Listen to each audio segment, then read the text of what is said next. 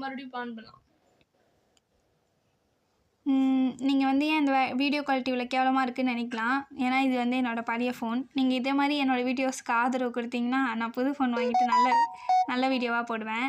So இன்றைக்கி Maggi செய்து பார்க்க போகிறீங்க.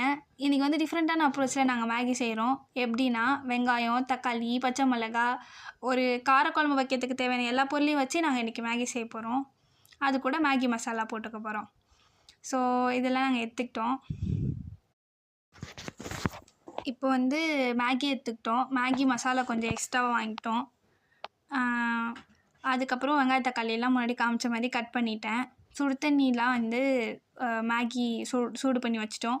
அதில் மேகி போட்டு வேக வச்சுட்டு, இதுதான் முக்கியமான ப்ராசஸ். இது வரைக்கும் மேகியில் நீங்கள் கடுகெல்லாம் போட்டிருக்கீங்களா? அதுதான் நாங்கள் ஸ்பெஷலாக பண்ணது.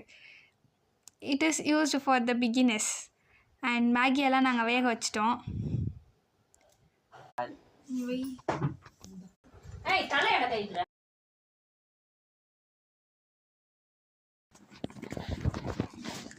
அதுக்கப்புறம் வெங்காயம் போட்டு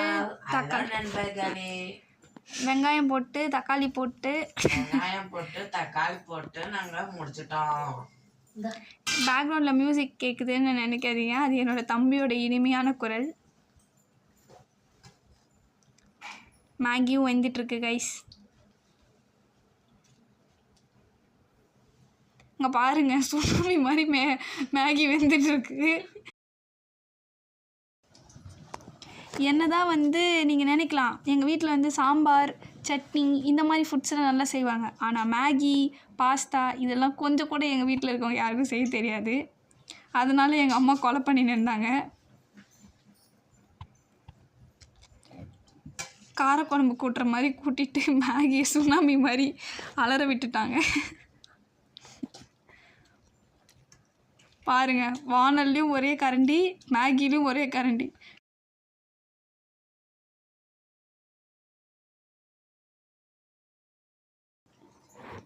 இப்போ இந்த ஷார்ட்ஸ் மட்டும் அதிக வியூவர்ஸ் போச்சுன்னு வச்சுக்கேன்.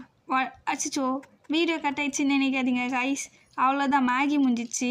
அதுக்கப்புறம் நாங்கள் வெளியில் போய் வீடியோ எடுக்க ஆரம்பிச்சிட்டோம்.